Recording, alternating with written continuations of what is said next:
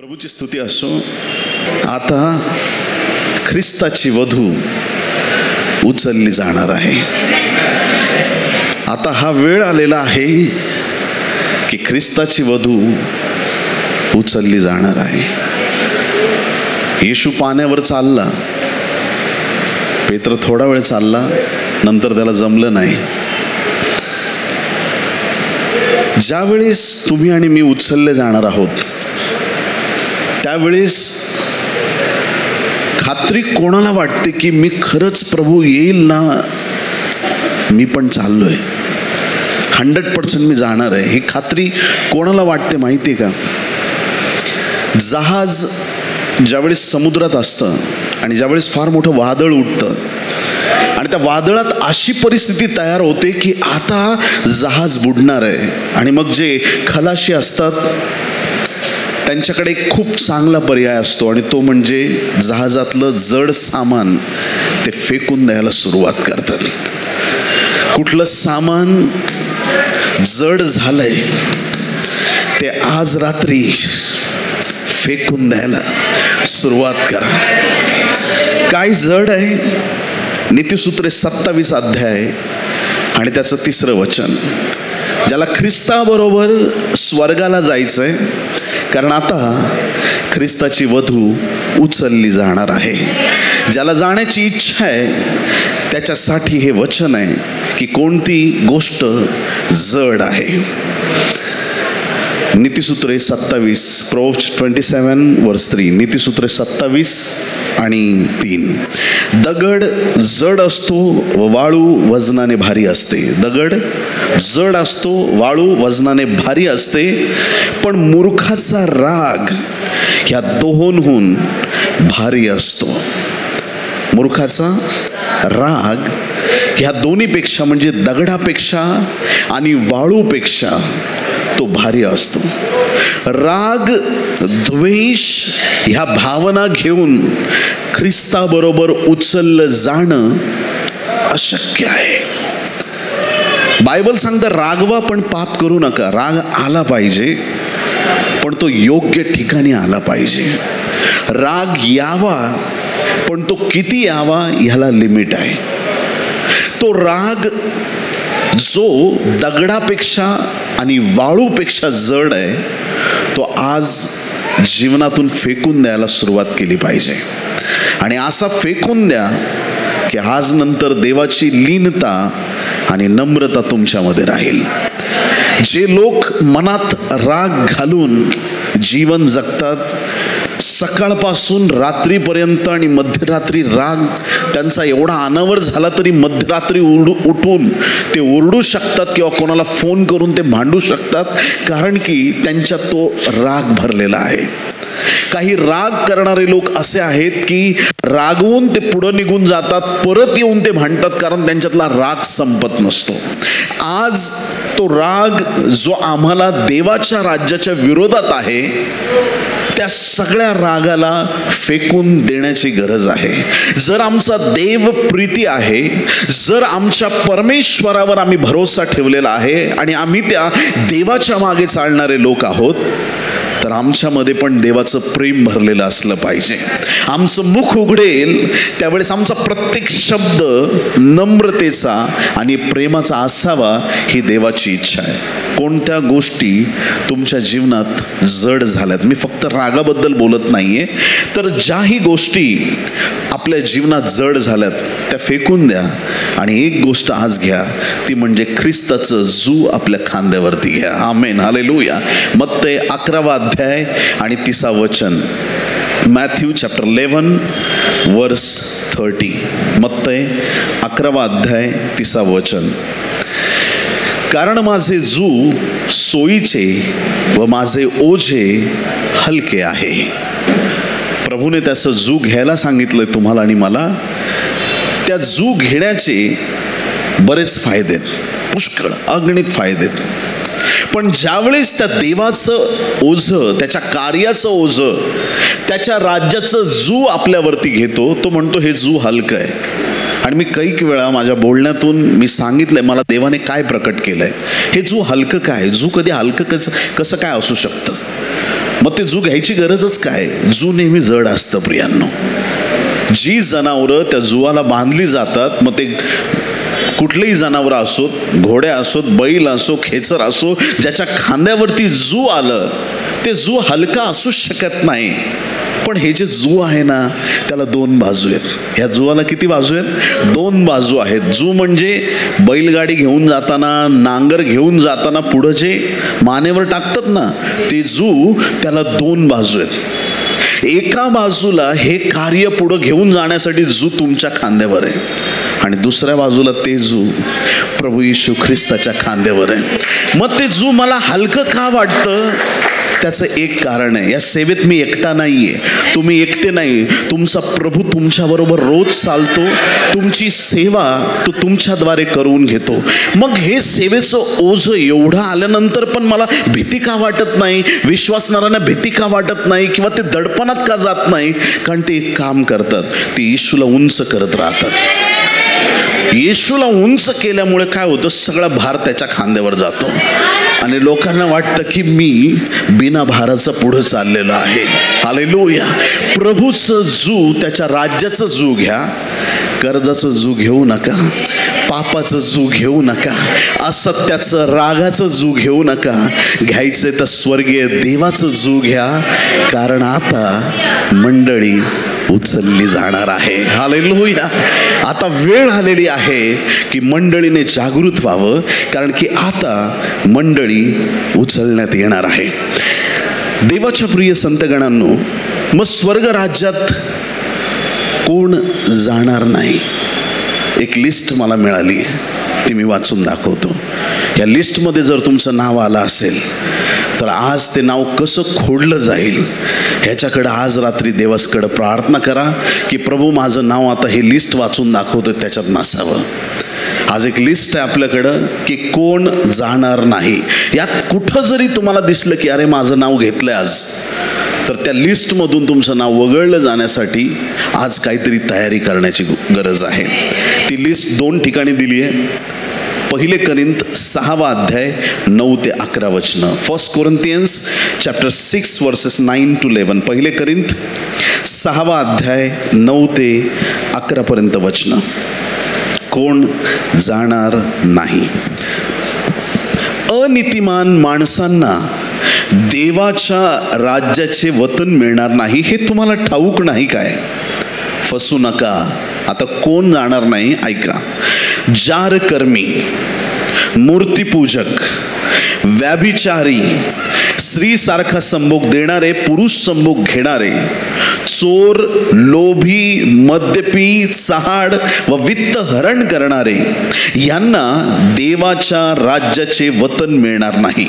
आणि तुमच्यापैकी कित्येक तसे होते, तरी तुम्ही प्रभू येशू ख्रिस्ताच्या नावात व आपल्या देवाच्या आत्म्यात धुतलेले, पवित्र केलेले व नीतिमान ठरवलेले असे झालात. आमेन. गलतीकरास पत्र 5 अध्याय 19 ते 21 वचनं. गलेसियन्स चॅप्टर 5 वर्सेस 19 to 21. गलती 5 19 ते 21. देहाची कर्मे तर उघड आहेत, देहाची कर्मे उघड आहेत, तीही जार कर्म, अशुद्धपणा, कामातुरपणा, मूर्तीपूजा, चेटके, वैर, कलह, मत्सर, राग, तट, फुटी, पक्षभेद, हेवा, खून, दारूबाजी, रंगेलपणा आणि अशा इतर गोष्टी याविषयी मी तुम्हाला पूर्वी जे सांगून ठेवले होते तेच आता सांगून ठेवतो की अशी कर्मे करणाऱ्यांना देवाच्या राज्याचे वतन मिळणार नाही. आमेन. देवाच्या प्रिय लोकांनो, नोहाचं तारू होतं आणि त्या तारवामध्ये फक्त 8 व्यक्तींना प्रवेश मिळाला होता. फक्त 8 लोक आतमध्ये प्रवेश घेऊ शकले.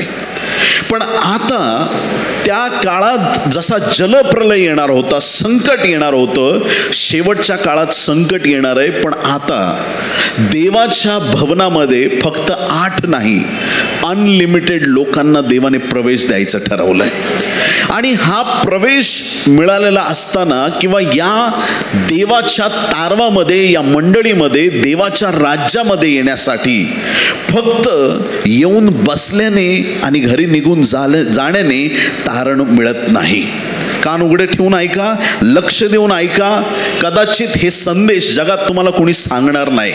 हेच संदेश ऐकायला मिळतील, तुम्ही चर्चला या, बस सगळं तुमचं चांगलं होईल. नाही, चर्चला येण्याने तारण मिळणार नाही, येशूला स्वीकारल्याने तारण मिळणार आहे. आशीर्वाद येशूमुळे आहेत. आणि म्हणून कॉलर टाईट करून सांगू नका मी ह्या चर्चचा मेंबर आहे, मी त्या चर्चचा मेंबर आहे. मी ख्रिस्ताचा आहे यात आमचा अभिमान असावा, मी येशूचा आहे यात आमचा अभिमान असावा. आम्ही ख्रिस्ताला ओळखतो, ह्या गोष्टी आम्हाला जास्त अभिमानाच्या वाटल्या पाहिजेत. चर्चला येण्याने तारण होत नाही प्रियांनो. माझ्या घरात बायबल आहे म्हणून मी स्वर्गाला जाणार आहे, चूक. बायबल तुला उघडावं लागेल. माझे आजोबा पाळक होते, मी स्वर्गाला जाणार आहे, चूक. तू इथंच राहणार आहेस. जर तुला स्वर्गाला जायचंय तर आजोबांनी जी चांगली कामं केली ती तुला करावी लागतील. तारण हे सामूहिक नाही, तारण हे वैयक्तिक आहे. प्रत्येकाला स्वतःच्या उद्धारासाठी प्रभू येशू ख्रिस्तासमोर गुडघे टेकावे लागतील. प्रत्येकाला प्रभूकडे यावं लागेल. एकाने प्रार्थना केली म्हणून त्याच्या घरातले 50 लोक उद्धार पावतील असं नाही. आज देवाच्या प्रिय लोकांनो, कितीतरी लोक अख्ख्या परिवारातून एक एक व्यक्ती देवाच्या राज्याकडे आलेले आहेत. कितीतरी लोक या परिस्थितीमध्ये झगडत आहेत आणि सगळा समाज त्यांचा विरोध करतो. त्या विरोधात जे टिकून राहतात ते धन्य आहेत. त्या विरोधात जे म्हणतात की हे प्रभू, नातेवाईकांनी तोंड वाकडी खेळली, नातेवाईक माझ्याकडे बघून दुसरीकडे पाहतायत कारण मी तुझा स्वीकार केलाय. प्रभू म्हणतो त्यांची तोंड तिकडे जाऊ दे, माझी नजर तुझ्याकडे लागलीये, दिव्यदूतांची नजर तुझ्याकडे लागलीये, अख्खा स्वर्ग तुझ्याकडे पाहताय. माझा बॅकअप तुला आहे, माझा पाठिंबा तुला आहे. या जिवंतच्या भूमीवर तुझा देव तुझा रक्षक आहे, तुझा देव तुझा पाठीराखा आहे, तुझा परमेश्वर तुला कदापि सोडणार नाही. हालेलुया. कोणाची तोंड कुठेही वळू द्या, तुमच्या देवाचं तोंड तुमच्याकडे लागलंय, ह्यात तुम्हाला आशीर्वाद आहे. हालेलुया. जर कोणाला कळालं तुम्ही येशूला मानणार आहेत आणि जर त्यांची तोंड वाकडी तिकडी झाली तर ती होऊ द्या, कारण की त्यात तुम्हाला आशीर्वाद आहे. त्यांनी काहीही म्हणो पण मी माझ्या येशूचं नाव उंच करणार. इथं जगात जे प्रभूला स्वीकारतील, मोठ्या थाटात, मोठ्या सामर्थ्यात प्रभूच्या राज्यात ते प्रवेश करणार आहेत. हालेलुया. तयार व्हा, कारण आता मंडळी उचलली जाणार आहे. तयार व्हा, कारण आता मंडळी उचलली जाणार आहे. देवाच्या प्रिय लोकांनो, काही लोकांना सवय असते, लोकांना म्हणण्यापेक्षा लेकरांना सवय असते. घरातला एक व्यक्ती जर बाहेर निघाला मागे लागतात, मला पण यायचं. त्यांना समजत नाही, बाप कामाला चाललाय, मम्मी कामाला चालली आहे, कुठंतरी त्यांना घेणं देणं नाही. प्रभू म्हणतो बालकासारखे बा, बालकासारखे बा. प्रभू तू जिकडे जाशील तिकडे मला पण यायचंय, मला तुझ्या मागे चालायचंय, मी थांबणार नाही इथं. तू जिकडे जाशील तिकडे मी येणार आहे. हालेलुया. मला माझ्या मित्रमंडळीमध्ये आनंद नाही, मी त्यांना सोडायला तयार आहे.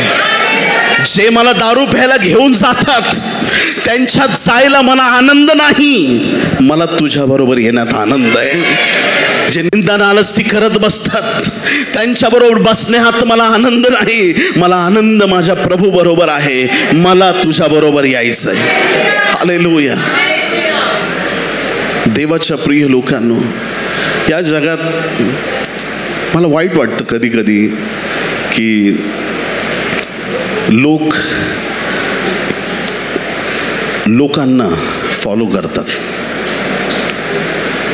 मी ह्या पास्टरचा फॉलोवर आहे. तुला दासाला फॉलो नाही करायचंय, तुला दासाच्या देवाला फॉलो करायचंय. हालेलुया. फॉलो कोणालाच करू नका, फॉलो जीसस. हालेलुया. कारण की दासाकडे बघता बघता तो दास कधी कधी डास बनून जाईल.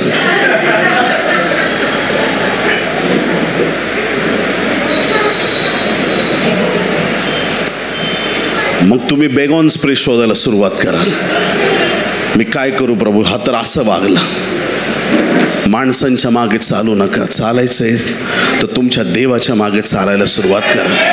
मी बायबल वाचतो आणि मी बायबलप्रमाणे चालतो. माझे रोल मॉडेल माझे पास्टर असतील, व्हेरी गुड, चांगली गोष्ट आहे. पण तुम्ही फॉलोवर नेहमी येशूचे असले पाहिजे. हालेलुया. Praise Lord. तुम्हाला येशूच्या मागे चालायचंय आणि असंच चालायचंय की शेवटपर्यंत चालायचंय. आणि लोक म्हणतील आता जगाचा शेवट आलाय, त्याला म्हणायचं तुझा असेल.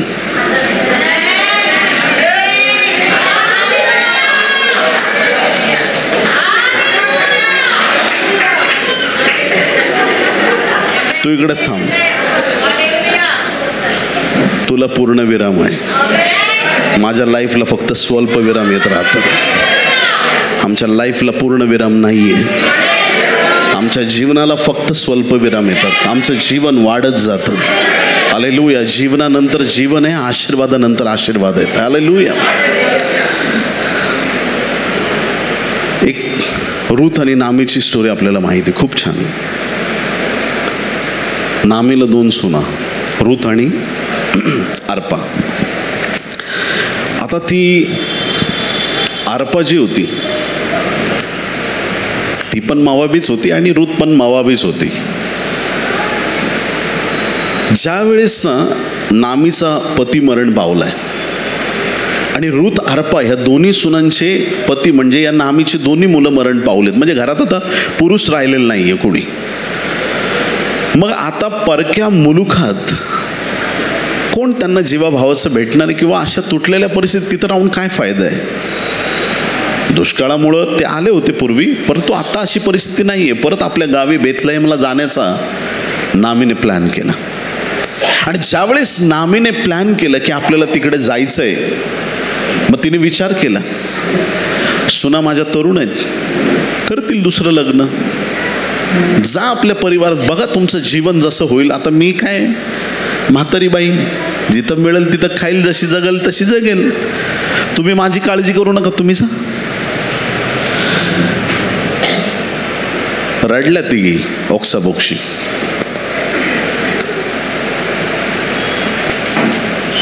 अर्पाने सासूबाईंचं चुंबन घेतलं, पार तिला भेटले असेल कडकडून, येते हा सासूबाई, या आता तुला काय. रूथ आपल्या सासूला सोडायला तयार नाही. काही लोकांचे स्वभाव असे असतात. ऐकता तुम्ही चर्च? हालेलुया. काही लोक ना सोडायला तयार नसतात. असा हा रूथचा स्वभाव आहे. सासूचं सजेशन रूथला ऐका. रूथ याचा पहिला अध्याय 15 आणि 16 वचन. रूथ 1:15 आणि 16. तेव्हा ती म्हणाली, पहा तुझी जाऊ आपल्या लोकांकडे व आपल्या देवांकडे परत गेली आहे. अर्पा कोणाकडे गेली? तिच्या लोकांकडे आणि तिच्या मल्टिपल, खूप देव आहेत तिच्याकडं. तिच्या दैवतांकडे, तिच्या देवांकडे, तिच्या लोकांकडे ती गेली, जिथून ती आली होती सत्यतेमध्ये. ती सत्यता सोडून परत एकदा तिकडेच ती निघून गेली. रडायची ऍक्टिंग केली सासूबाईचं, भेटणं बिटणं सगळं तिचं झालं, परत गेली. पहा तुझी जाऊ अर्पा आपल्या लोकांकडे व आपल्या देवांकडे परत गेली आहे, तर तूही आपल्या जावेच्या मागून जा. रूथ म्हणाली, सगळ्यांनी म्हणा, रूथ म्हणाली. सेल्यूट आहे स्त्रीच्या विश्वासाला. अरे नातेवाईक आहेत, आप्तगण आहेत, घरदार आहे, आई बाप आहे, सगळं जायचं रेडी पोझिशन एकदम, काही टेन्शन नाही. जायचं डायरेक्ट एंट्री मारायची. घरी गेलो मम्मी मी आले, ठेव तिकडे बॅग, तुझी बेडरूम तयार आहे, आराम करतो म्हणून आले असतील. आणि सासू बरोबर काय, ना घर ना दार ना शेती ना वाडी, काहीच नाही, सगळं सोडून आलीये.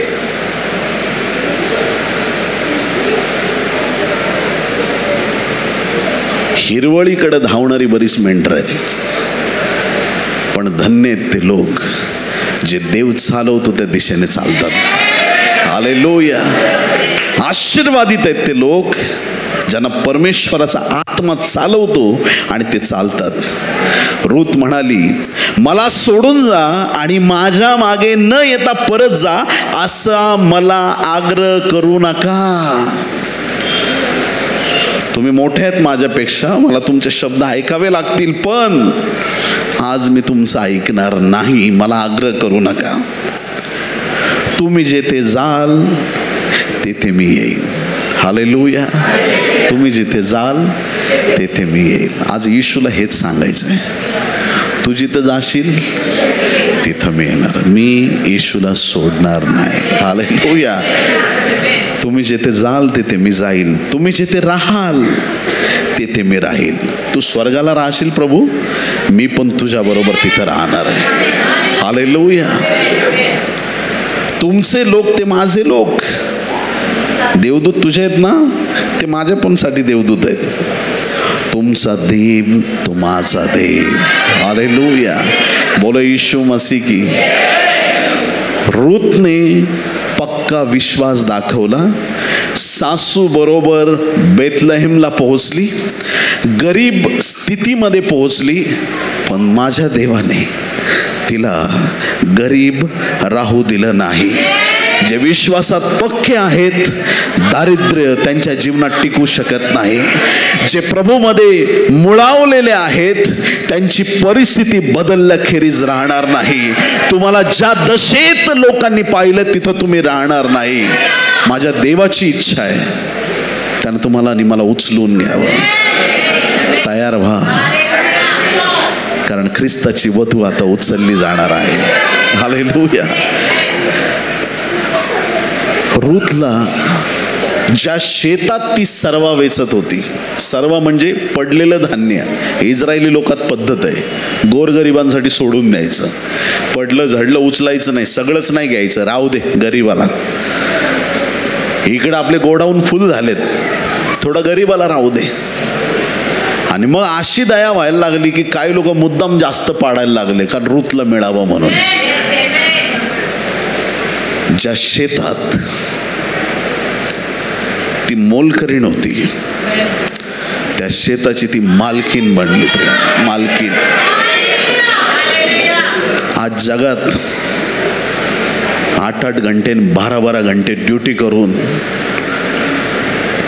नाकी 9 आले असतील, काही लोकांच्या 10 पण आले असतील. टेन्शन, तणाव. एक दिवस असे इथं राज्य कराल तुम्ही.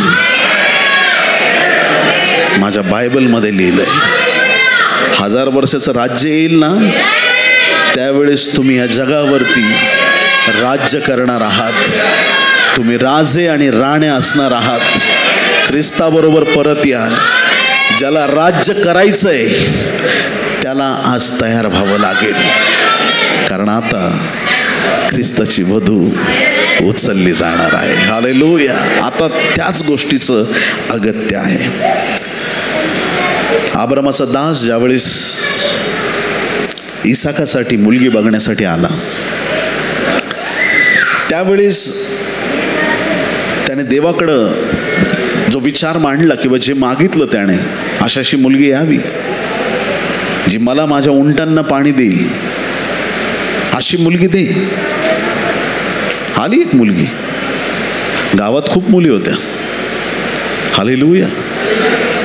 आणि म्हणून जे स्थळ बघायला घरोघर फिरतात आणि एकही रविवार घरचं जेवण खात नाहीत. मुली बघण्याच्या कार्यक्रमात अख्खा महाराष्ट्र ज्यांनी पालथं घातलेलं आहे, अशा धन्य महान लोकांसाठी आजचा संदेश आहे. लेकरांची लग्न करत असताना एखाद्याला आशेला लावू नका. किती लोक आमेन म्हणणार आहेत? असं वाटतं की एक शोकेश आहे, तिथं सगळ्या फासळ्याच ठेवल्यात आणि हा बघतोय चेक करून, ही लागते का नाही, ही लागते का नाही, स्वयंपाक नाही आहे तिला, लागते का, केस लांब नाहीत ना,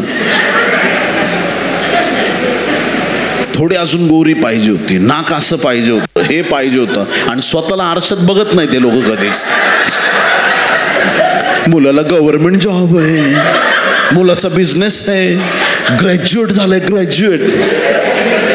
अरे इथं मुंबईत ग्रॅज्युएट लोक वडापाव विकतायत.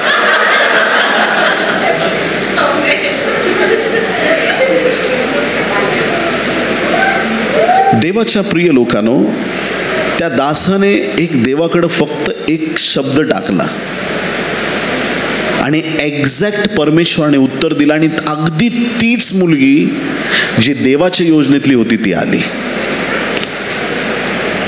आणि ज्यावेळेस ह्या मुलीच्या घरी हा दास जाऊन पोहोचतो, त्यावेळेस तो त्या घरच्यांशी बोलतो, त्यांना सगळं काही सांगतो. तोपर्यंत तो जेवत नाही. तो सांगतो की मी अब्रामाचा मुलगा आहे ना, त्याच्यासाठी स्थळ बघायला आलो. मी देवाला जे सांगितलं, देवाने माझं ऐकलंय, तुमचं काय म्हणणं आहे? ते म्हटले मुलीला विचारा. उत्पत्ती 24:57 आणि 58, जेनेसिस 24:57 and 58. तेव्हा ते म्हणाले, आम्ही मुलीला बोलावून ती काय म्हणते ते विचारू. त्यांनी रिबकेस बोलावून विचारले, तू ह्या मनुष्याबरोबर जातेस काय? ती म्हणाली, जाते. सगळ्यांनी म्हणा, जाते. हालेलुया. जसं त्या घरच्यांनी त्या रिबकेला विचारलं, तू जातेस काय? देवाच्या प्रिय लोकांनो, स्वर्ग तुम्हाला विचारतोय, येशू येत आहे, तुम्ही त्याच्याबरोबर जाण्यास तयार आहात काय? आणि जे म्हणतात की हो प्रभू मी तयार आहे, हालेलुया, ते लोक उचलले जातील.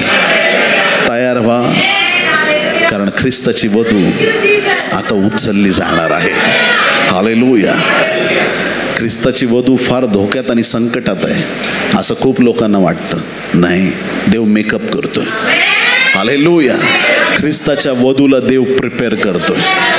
ही वधू नाजूक बिजूक नाहीये, ही वधू फार सामर्थ्यवान आहे.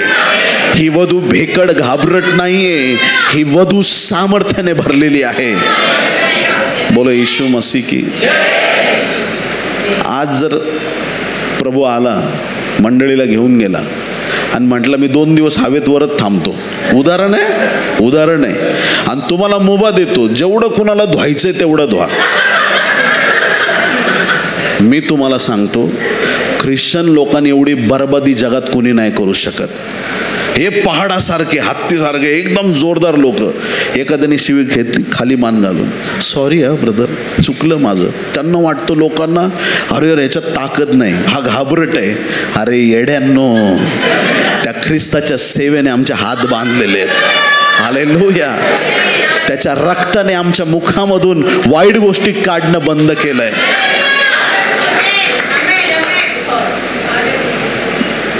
खलास. समजून घ्या मला काय म्हणायचं. ती ताकद आहे मंडळीकडं, पण तिचा ती गैरवापर करणार नाही. हालेलुया. मंडळी आपली ताकद सुवार्ता प्रसारासाठी, देवाच्या गौरवासाठी करणार आहे. हालेलुया. कधीच मंडळीला कमजोर समजू नका प्रियांनो. हालेलुया. या जगात विश्वसुंदरी जर कोण असेल तर ती ख्रिस्ताची वधू मंडळी आहे. मंडळी एवढं सुंदर कुणीच नाही प्रियांनो. हालेलुया. ख्रिस्ताच्या मंडळी एवढं सुंदर कोणीच नाही. लोक ब्युटिफुल चर्चेस बघायला जातात, ॲक्च्युली त्या चर्च बिल्डिंग आहेत, असाव्यात, त्या इथंच राहतील. मंडळी आपण आहेत. हालेलुया. दाग आणि सुरकुती रहित, ख्रिस्तासाठी तयार झालेली. तयार आहेत तुम्ही? आता ख्रिस्ताची मंडळी उचलली जाणार आहे प्रियांनो. हालेलुया. ज्यावेळेस ती म्हटली जाते, परमिशन मिळाली आणि ती त्या दासाबरोबर गेली. प्रियांनो, अब्रामाचा दास आला होता, तसे देवाचे दास म्हणजे देवदूत आम्हाला घ्यायला येणार आहेत. देवदूत येतील आणि आम्हाला उचलतील. हालेलुया. प्रभूचे दूत येतील. कोणी कितीही म्हणा, मी खूप वर्ष झाले प्रार्थना करतो पण मला एकदा पण दूत नाही दिसला. तुला दिसणार. मी चॅलेंज देतो तुला. हालेलुया. बोलो येशू मसीह की. जगाला इच्छा जरी नसली तरी त्यांना येशूला पाहावं लागेल. हालेलुया. असा दिवस येत आहे. प्रत्येकाचा डोळा त्याला पाहणार आहे. ख्रिस्ताचं येणं समीप आहे. आता ख्रिस्ताची वधू उचलली जाणार आहे. प्रियांनो, उचलली जाणार आहे. एक देवाचा खास माणूस होता, त्याचं नाव होतं हनोक. आणि हा उत्पत्ती 5:24 मध्ये बायबल सांगतं, जेनेसिस 5:24, हनोक देवाबरोबर चालला, त्यानंतर तो नव्हता, कारण देवाने त्याला नेले. किती सुंदर आहे. 3 शब्द आहेत फक्त. हनोक देवाबरोबर चालला. आता हाच विचार करायचा, त्यानंतर तो नव्हता, देवाने त्याला नेले. आपण पण इथं नसणार एक दिवशी. आमेन. मग त्याच्या 2 स्टेप अलीकडे या. मग लोक त्या काळात काय म्हणतील ज्यावेळेस आपण गेलेलो असू? विकास देवाबरोबर चालला, त्यानंतर तो नव्हता.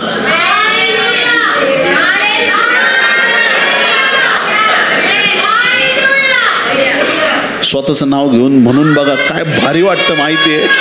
हालेलुया. बोला बरं.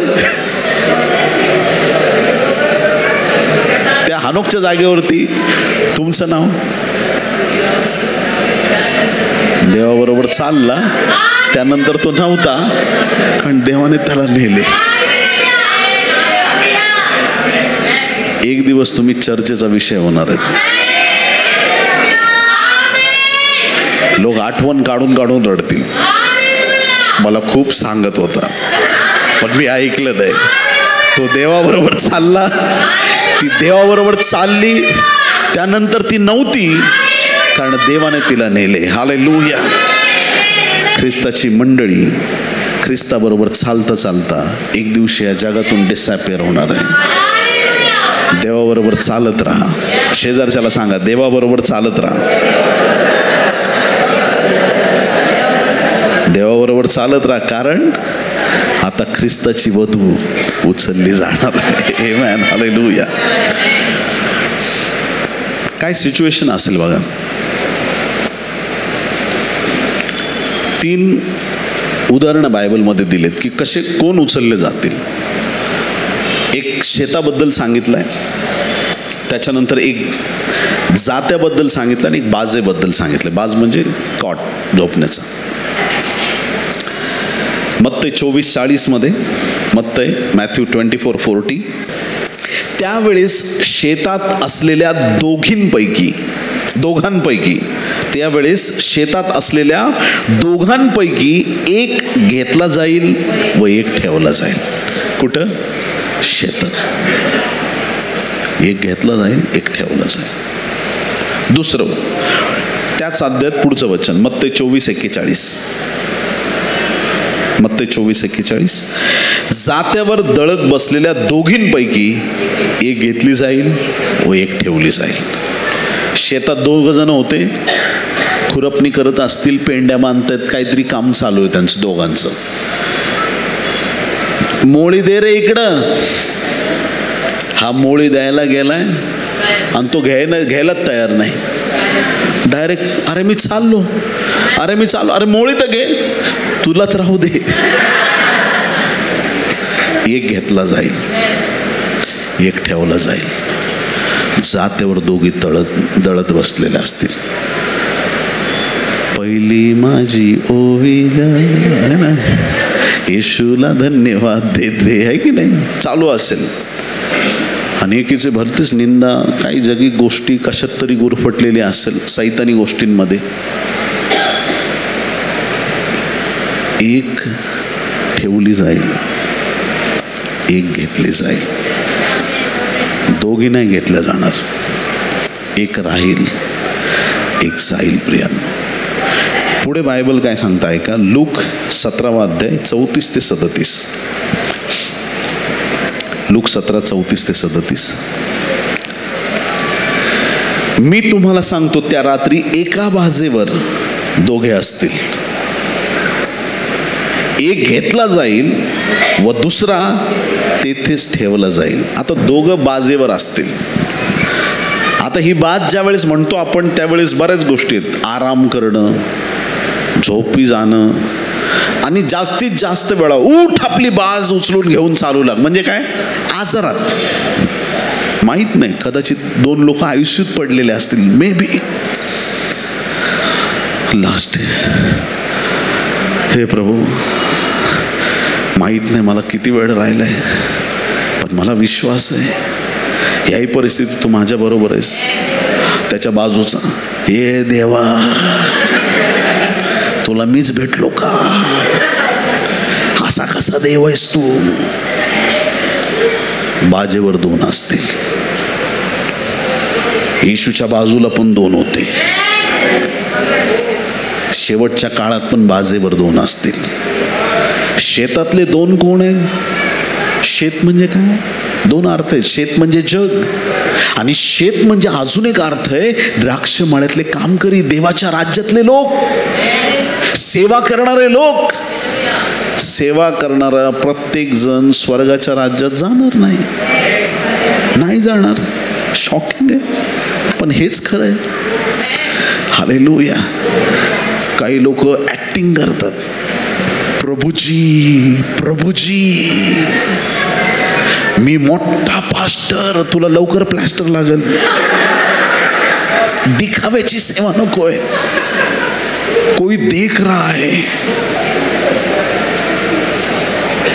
कोणाच्या घरी गेले की तोंड बिंड पार उतरवू नये. काय झालं ब्रदर, खूप छान दिसत. उपासात आहे मी. काय घेता? काय नाही, फक्त फळं घेतो, बाकी काय घेत नाही. त्या घरात नसले तर लोक आणायला जातात, पाळक साहेबांना उपास आहे. आम्हाला अभिमान वाटू नये उपास आहे सांगण्याचा. मोठे मोठे पोस्टर बनवून भव्य उपास प्रार्थना. येड्या, गुप्त उपास करायला लावलाय माझ्या देवाने, आणि हे काय नाटकं करतोयस? आता मी 48 तास प्रार्थना करणार आहे. उपकार करतो काय देवावर? काय लोकांचा विश्वास असा आहे म्हणून उत्तरं मिळत नाहीत. मी 48 तास प्रार्थना केली ना, देव मला उत्तर देतोच. आणि काही लोकांचा असा विश्वास आहे की माझा देव न मागता मला देतो. तुम्ही काय आयुष्यात कामाला होतात? 48 तास, 42 तास. ते डॉक्टर लोकांचे असे शब्द असतात, आता फक्त 36 तास.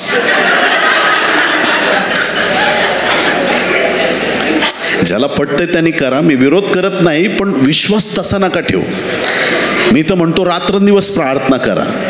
हालेलुया. मी त्याच्या विरोधात नाही. माझा बोलण्याचा उद्देश हा आहे की ती मेंटॅलिटी आहे ना, की मी 9 बुधवार केल्यानंतरच देव मला उत्तर देईल, ह्याच्यातून बाहेर या.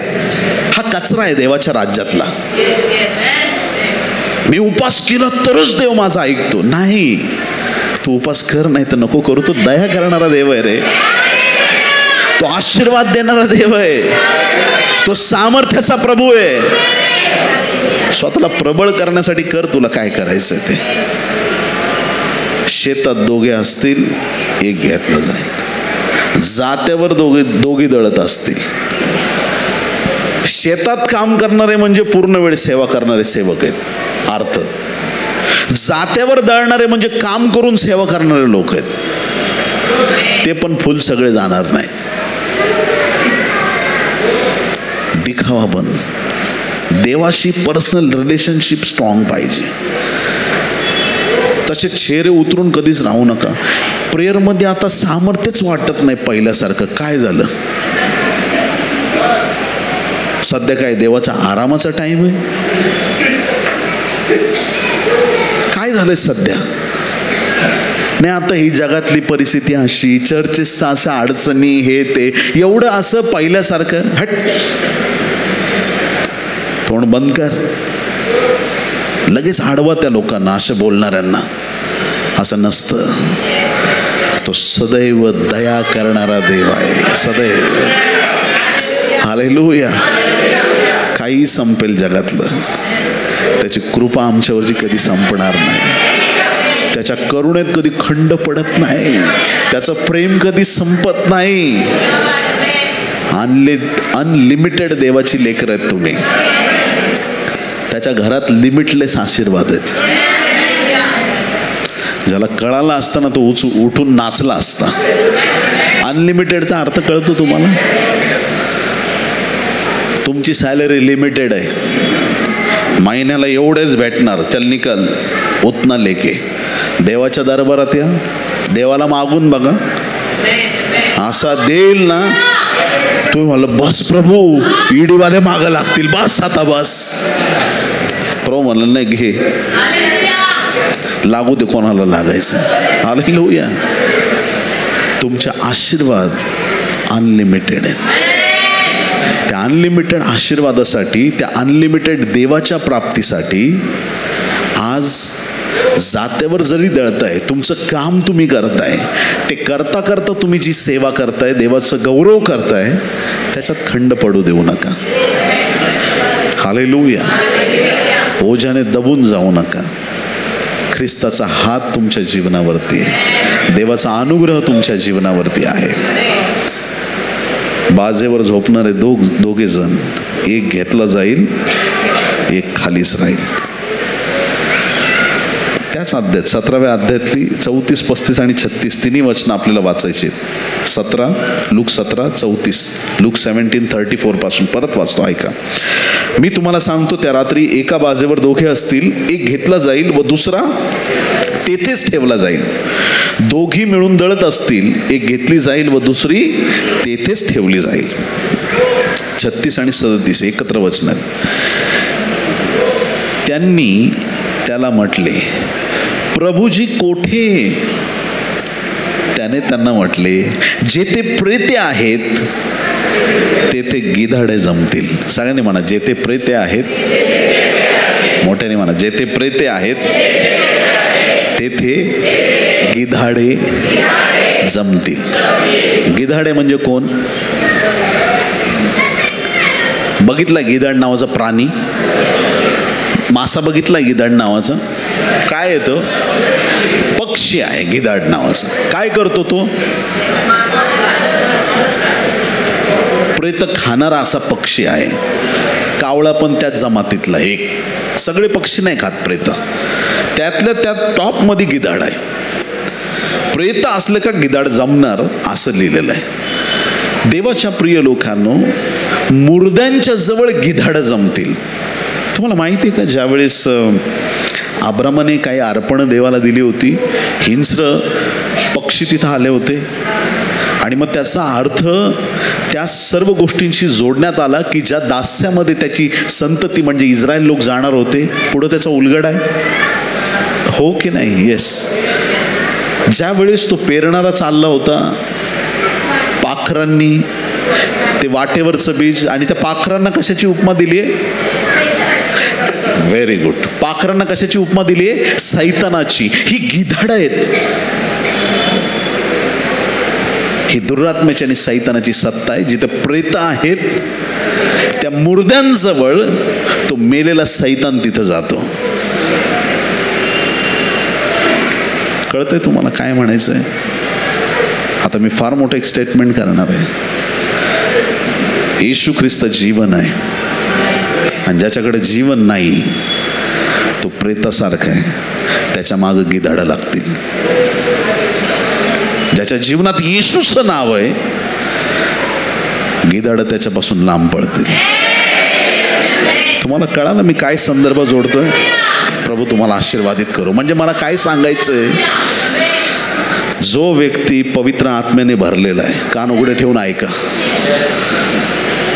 चुकून पण माझ्या पुढे येऊन बोलू नका, नाही तर मी फायर डायरेक्ट करणार तुम्हाला.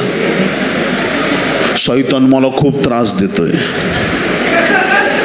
माझ्या घरात सावल्या दिसल्या, मला असं झालं. हट येड्या, जिथं देवाच्या आत्म्याची आग आहे तिथून दुरात्मे पळ काढतात. तुला हरण्यासाठी नाही, तुला जिंकण्यासाठी देवाने बोलवलंय. हालेलुया. जिथं देवाची उपस्थिती आहे, जिथं देवाचा आत्मा आहे, जिथं जीवन आहे, तिथं गिधाड नाही येऊ शकत. शेवटच्या काळात काही लोक गिधाडाच्या जवळ असतील आणि काही लोक येशूच्या जवळ असतील. हालेलुया. येशूला बरेच शिष्य होते, 12 होते. 70 शिष्यांना एक ठिकाणी लिहिलं, एक ठिकाणी 72 शिष्यांना कामगिरीवर पाठवलं आणि एक ठिकाणी तर त्याला गुप्त शिष्य होता याचा पण उल्लेख आहे. म्हणजे त्याचे किती शिष्य होते एक्झॅक्ट, गुप्त आणि इतर काही, याचं काही लिमिट नाही. खूप शिष्य होते शिष्यांना. येशू ख्रिस्ताला 12 होते, ते कंटिन्यू त्याच्याबरोबर राहायचे.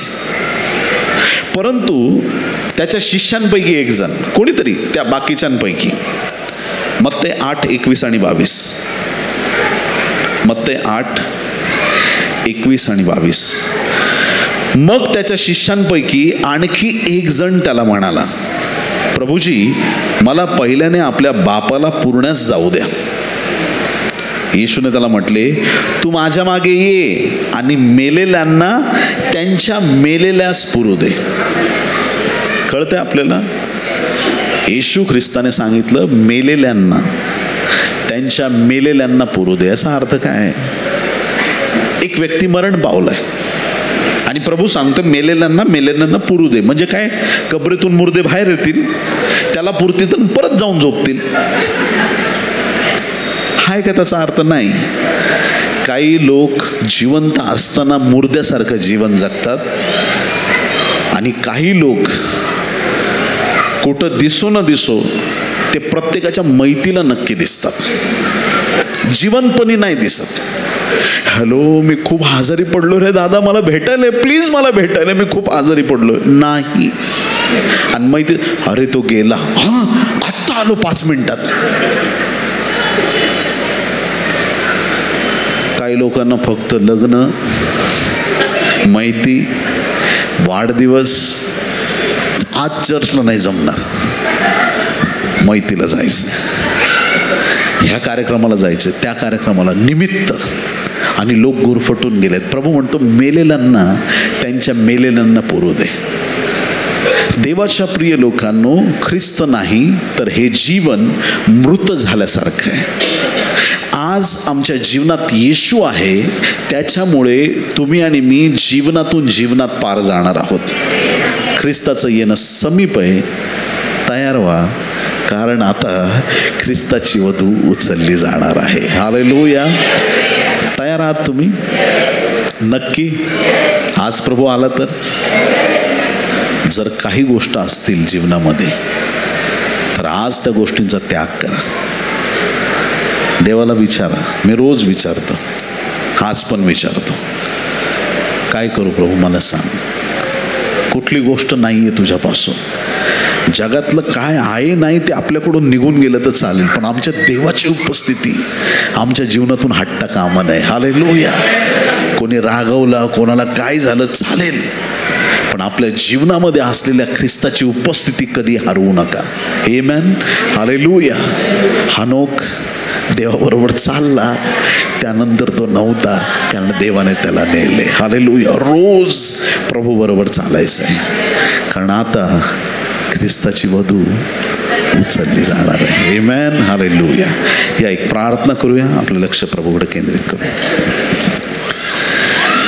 पवित्र स्वर्गीय देवा, प्रभू येशू ख्रिस्ताच्या पवित्र नावात आम्ही तुझ्या चरणाशी येतो. आज रात्री प्रभू तुझ्या वचनाद्वारे आमच्या अंतःकरणाची भेट घेतलीस. मनापासून तुझे आभार आणि उपकार मानतो.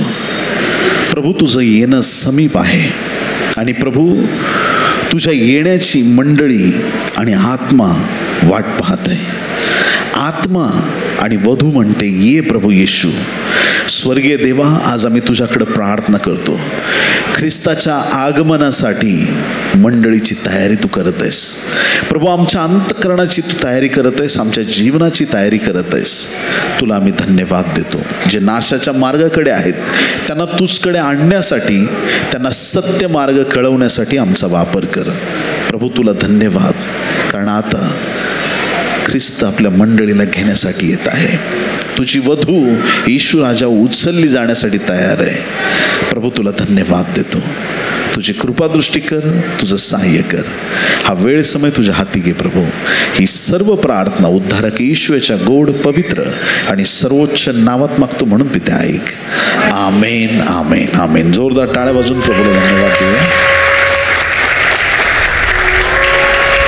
बोलो यीशु मसीह की.